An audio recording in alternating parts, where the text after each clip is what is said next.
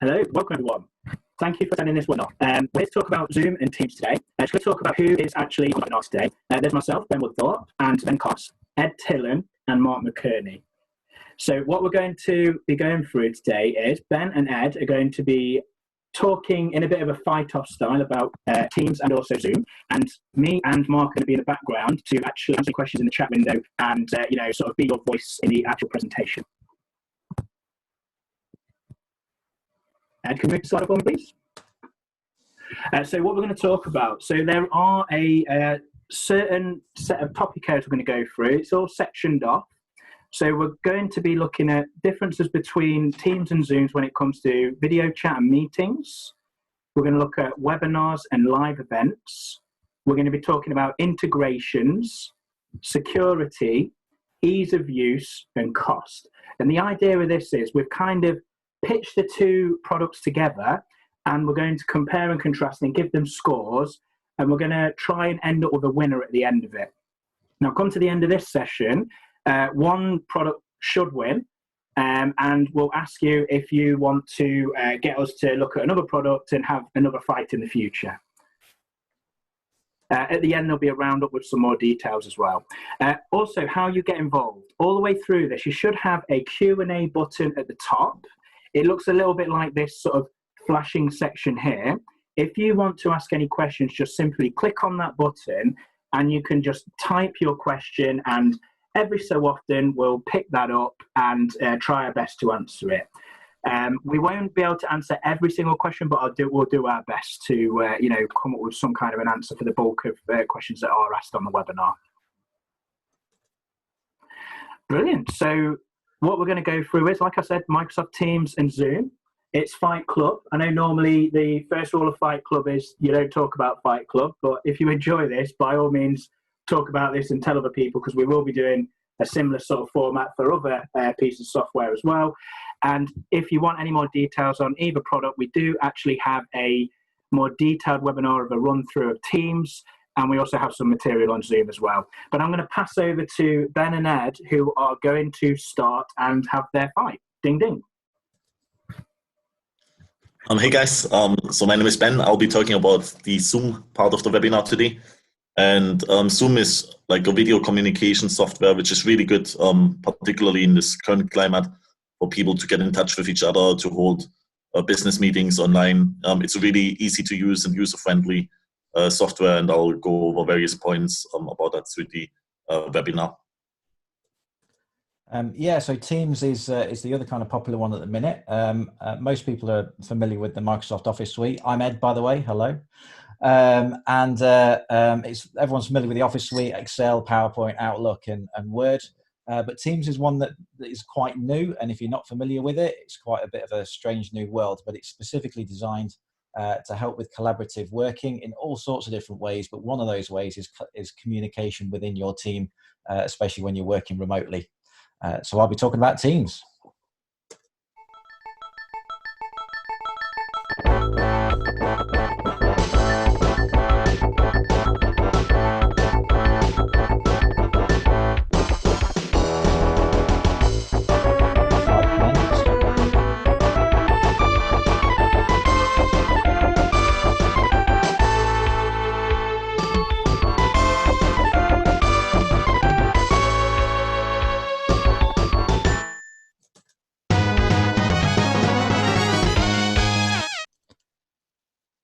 Round one, fight!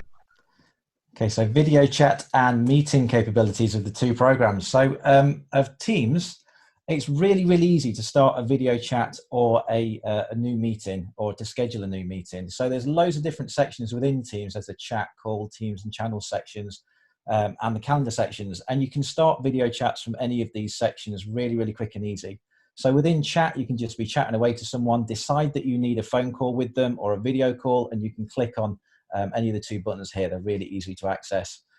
Within your contact section, you've got loads of contacts in there. You can very quickly and easily call someone in there. Or you can start a meet now, so an instant meeting within your actual team with everyone within that team. So you can be chatting away in that team and decide, right, we need to meet about this right away. Very, very quick and easy to start that meeting. You can also do it within the calendar. You can do a meet now, so that means you don't have to set things up. You can just click on it and away you go. But you can also schedule a new meeting, which means that you can schedule something for the future, invite loads of people to that. You can also, because it's part of Microsoft Office, what's really good about Teams is you got all this integration with the stuff that you know and love already. So if you use Outlook, you can just set up a meeting in Outlook as you normally would, but that you'll find that there's a button on the top called Teams Meeting, and you can just click on that button and it instantly becomes a meeting within your Teams environment. If you've got a Teams meeting set up, if someone's already invited you to it, you'll see that that button turns into a Join Teams Meeting button, and you can simply click on that, and it will straight away open Teams for you and open up that meeting. And the important thing to note is that video and audio calls aren't the same as meetings. So if you set up a video call with someone, it kind of acts very much the same, but you can't do certain things like recording a video or audio call.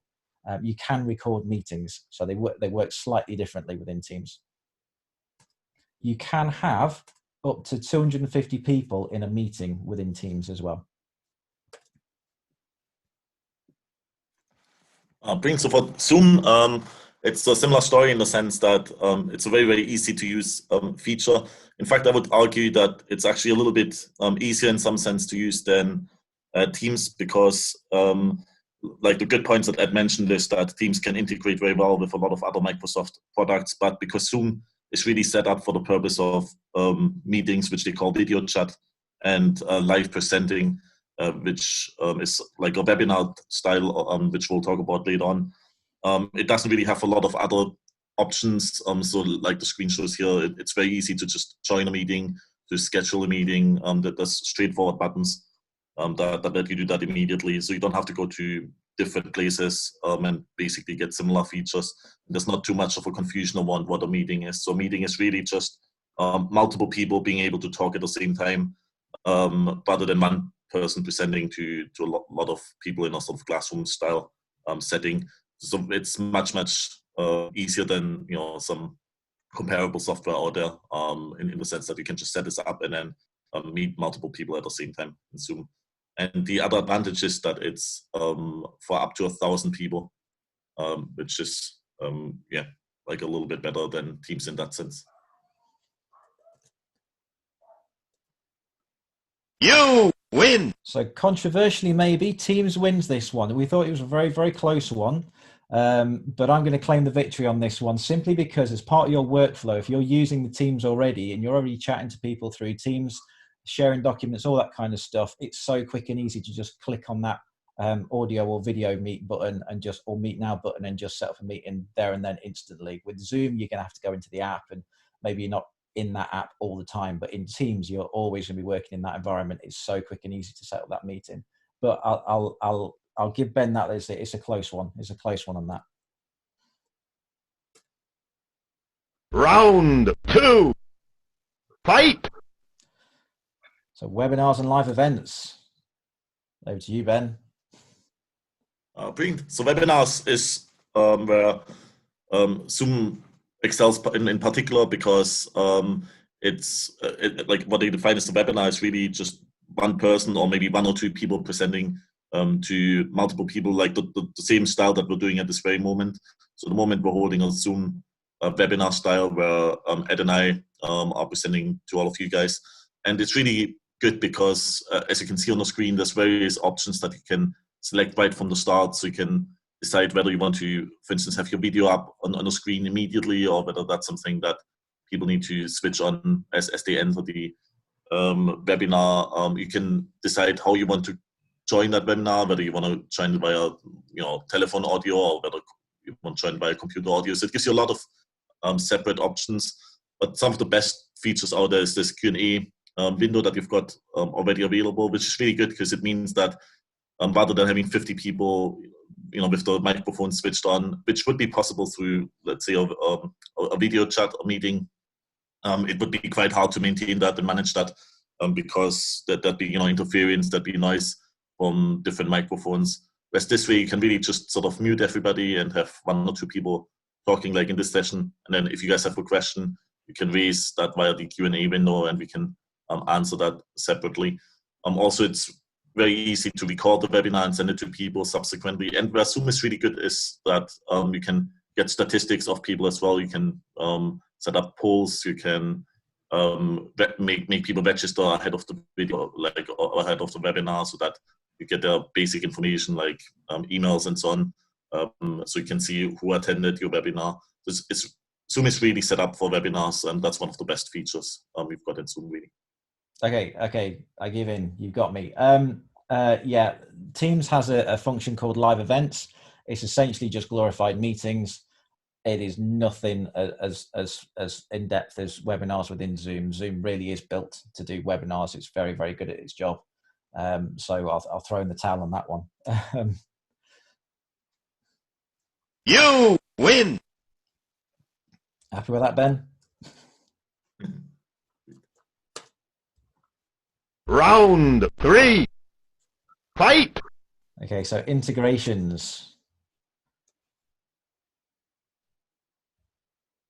So integration is works a little bit different in Zoom and in Teams. Zoom is set up to integrate with lots and lots of different features. We're seeing some of them on the screen here. So it's set up for a lot of third-party software, not just Microsoft. Microsoft is obviously one of them, but there's lots of other ones like we see here as well. So it can integrate with Google. It can integrate with various other styles, Facebook, and so on. If you do use it in Google in Outlook, for instance, then you receive an email where you can add it to your calendar. So it does integrate really, really well with Microsoft as well.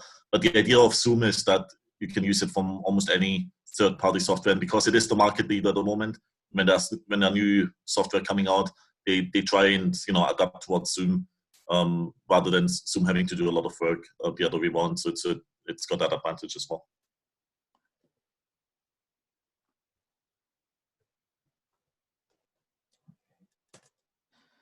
Okay, with Outlook, with Teams even, there's loads of integrations here as well. The most important thing about Teams is it integrates flawlessly and seamlessly with the rest of Microsoft Office, obviously, as you'd expect. So you can put your Excels in there, you can put Office forms, you can put little wikis with it, all within your team. So it has a stupid amount of integrations in terms of that, but it also has lots and lots of third-party integrations as well. With Teams, it's more about bringing information into your team. So you can bring like the weather forecast into the team. Is it going to be suitable to do this event on this day? Because let's have the weather forecast in there so we can see these sorts of things. You can bring in loads of little things like wikis and information and stuff like that. And obviously, it massively integrates with Outlook. So if you set up a meeting in Teams, it's going to be dropped in your Outlook instantly. And there are over 70 integrations with Teams as well. So with that one, calling it a draw, because there's lots and lots of good integrations on both sides of the argument there, and they all integrate in quite different ways. So there's loads of stuff you can do with integrations, and you just can make these apps as clever as you want with the right sort of integrations. Round 4. Fight. So security. All right, I'm going to smack you down on this one, Ben, because Zoom has famously not been very secure.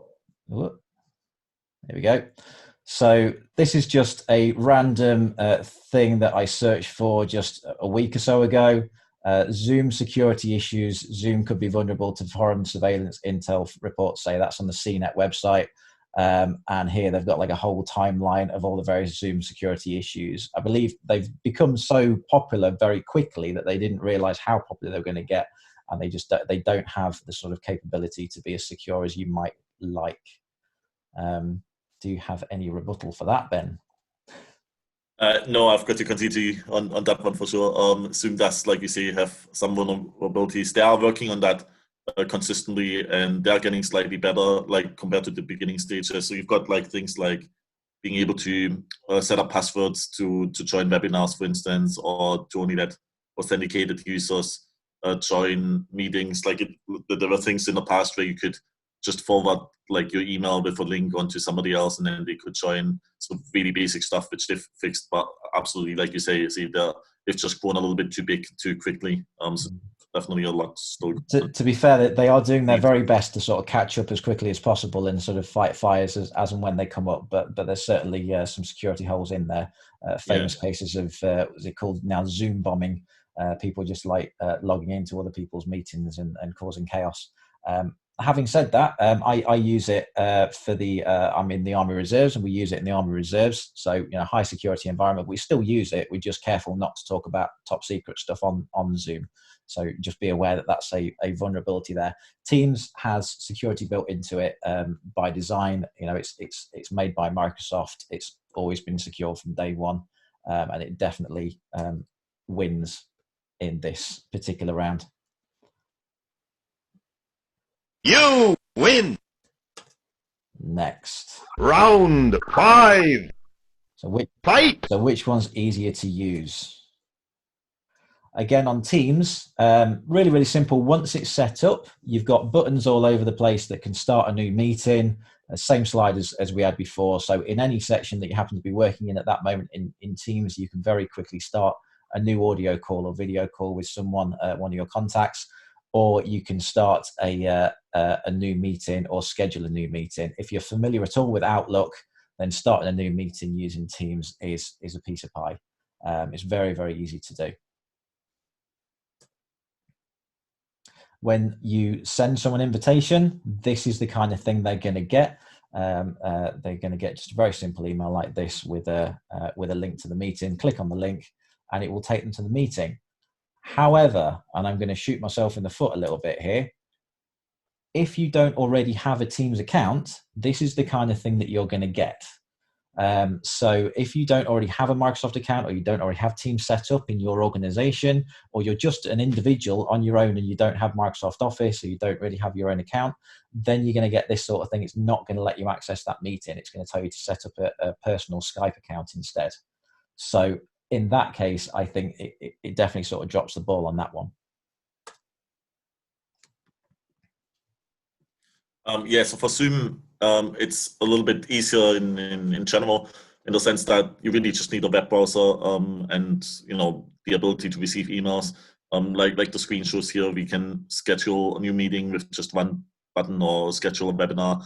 And when you receive emails from somebody else, you just click that link, and it asks you to install a small application. You've probably done this to join this webinar today, and that's really all that is required. So people with very little IT experience can join Zoom. Like it's quite amazing in this current pandemic how many people have started using Zoom who are almost IT phobic in the sense that they wouldn't normally touch this kind of stuff at all. So you don't need to be an expert at all. It's really, really simple and easy, and I would say it's much easier than Zoom, other than Teams, when you don't have Teams installed to begin with, because Zoom, you can't just click on a button and it's there. Also because Zoom really just focuses on webinars and meetings predominantly, and Teams can do a lot more complicated stuff as well. In Zoom, you don't have to sort of look for the button where you're accessing meetings from or webinars, because those are the main two things that you would do with Zoom. So it's a little bit easier maybe to find certain options. So I would say in terms of ease of access, Zoom can be much better. Yeah, I mean, we've been using Zoom for ages, haven't we, for training people at very, very beginner levels. And we find that we can use Zoom and we don't have to spend half the lesson just trying to show them how to use Zoom. We can just get them straight into Zoom and then start showing them how to use Excel or PowerPoint, whatever it is we're teaching that day. So yeah, it is really quick and easy to get into it. So I'll have to concede on that one. This is the sort of email you get as well from an invitation. So again, quick and easy link on there. Could be prettier though, I think. I believe that email could be tarted up a little bit. You win. So yeah, I'll give you that one, Ben. So yeah, Zoom wins on that one. Final round.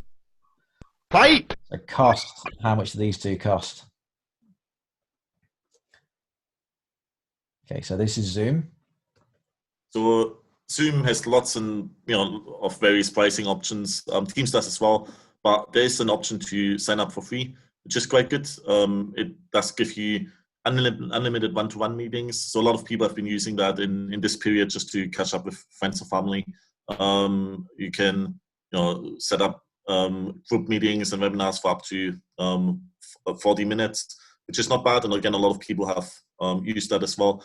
But to get sort of the next tier, you would have to pay £11.99, which can seem a little bit expensive. And again, there are more advanced options there as well, where you have to pay a little bit more. But the additional features that you would get from that isn't necessarily something that everybody would need. So if you have like a larger company with lots and lots of different people, then you wouldn't need necessarily like 50 licenses and pay £11.99 for each person. Like if you just maybe designate 2 or 3 people to be the host of these webinars and have them set these up, then everybody else in that organization can still use them. So not everybody needs like the most professional account. So it is a little bit about managing these subscriptions, as well as using them in the appropriate manner. But yeah, it can seem a little bit expensive to pay £11.99 in that sense. Like I say, the free version is actually really good for a lot of people and what people need in their maybe spare time, but maybe not 100% fit for purpose in the business world. There is the famous 40-minute limit, though. I've heard quite a lot of Zoom meetings recently where they're like, "Oh, we're coming to 40 minutes. Best say bye." Yeah, so that can be annoying. You sometimes, if you exceed that limit, you might have to like log back into that meeting, which is definitely a bit annoying for people. Mm-hmm. So with Teams, the price is on here. Here we go. You get a free version as well. Okay, so there is a free version. You can just download Teams and then start using it. I would say that there is a little bit of setup to go with that, though. It's not quite as free and quite as quick and easy as Zoom, but we've talked about ease of use and we're not talking about that again. So the actual price of this, though, for your basic access into Teams, it's just £3.80 a month. And with that, you get all this stuff. Back up. Getting a bit trigger happy with my mouse. You get quite a lot of good stuff with Teams. And not only do you get Teams, then you get access to the entire Microsoft Office suite. And that's the real kind of kicker with this. So you get Microsoft Office, all the only online versions for £3.80, but you still got access to that entire Microsoft Office suite. So Teams just comes as part of all of Microsoft Office. For just £9.40, which is still cheaper than Zoom, you can get the actual standard Office Office 365 suite, and you can use the offline versions as well as the online versions of Office 365, and loads of really, really good features in there as well. So although everyone in your company probably needs to have an account for this, rather than just maybe 1 or 2 host accounts for Zoom, odds are everyone already has an account anyway.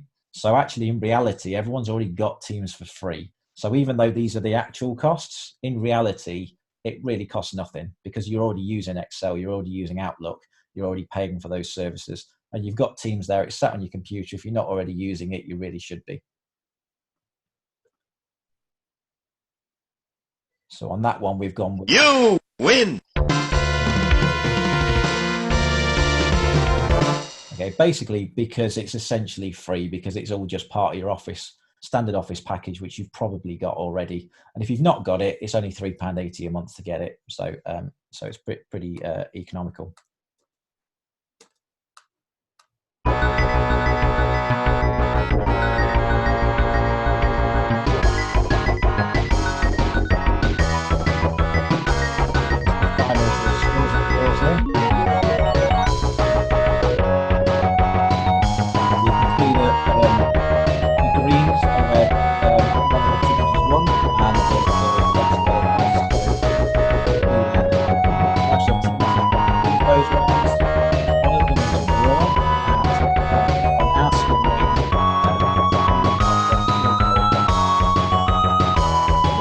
Scores here are 3 to Teams and 2 to Zoom.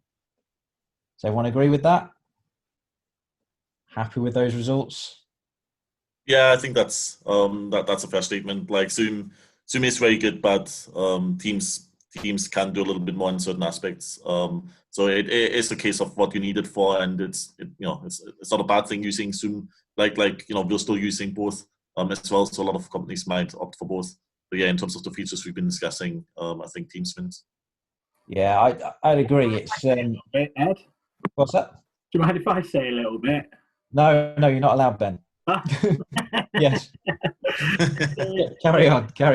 You know, they're both really, really good products. Ed and Ben have kind of said this. We kind of use a combination of the two, don't we? Really, depending on what we're trying to do. Mm-hmm. You know, for like any kind of trading that we have to do that needs to be frictionless, Teams is really, really good, even though there's the security problems, obviously. Sorry, Zoom is really, really good, and Teams is good for like that closed sort of in-company collaboration, isn't it? Really, and also nowadays collaborating with customers and suppliers, etc. Yeah, absolutely. It's sort of different strokes for different folks. There's a lot of kind of stuff around at the minute, which is better, Zoom or Teams, but really it's what's better for you and how you're going to use it. So if you've already got Teams, you're already working within your office, then Teams is going to be great for you for internal communications. It's really, really good at internal communications. Zoom we find is better for external communication. So if we're talking to clients or we're trying to deliver training or webinars and stuff like this, then we have a Zoom account as well. So it's not a case of either or. It's a case of if you're going to use those features that Zoom give you. If you don't do webinars, then maybe you don't need Zoom, and you can do it all through Teams. But if you are going to do lots of external stuff, then Zoom is definitely something worth looking at. I think the fact that both of them are there at the moment competing with each other's making it better, because there's loads of new features coming out in Teams that weren't there a few months ago. And I think that's to combat Zoom, to be honest. So things like virtual backgrounds, the live meeting things only just become a reality, getting into meetings quicker and easier have all come within the last month or so. I think that's due to Zoom. Yeah, competition is good. Yeah, it is. And you know, you're talking about the security as well. I know Zoom's had a lot of bad press lately. The thing with that is, you know, anything that does video conferencing can't be 100% secure, because at the server end, it's, as far as I'm aware, I'm not the best with this side of things, but I'm pretty sure they can't encrypt and encode video at the same time. So Zoom's just been caught out, but they are getting better. I'm pretty sure I read somewhere, and I'm a bit of a geek for podcasts. They've hired you remember the Yahoo scandal years ago with all the passwords that were out in the wild? I think they've hired the guy who was the whistleblower for that, who was head of security, to kind of come in and shape up their security in Zoom. But yeah, Mark's right. Competition, Ed's right, is a really good thing for what we're working with here, the two products, without a doubt.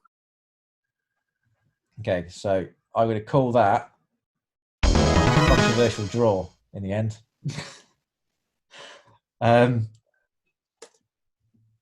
That's that. Over to you, Ben. Brilliant, smashing. So look, if you like what you've seen today, please leave us a review. I'll send you a wrap-up email with a link to a recording of this session. I'll also put a link in there for if you do want to leave us a review on Google.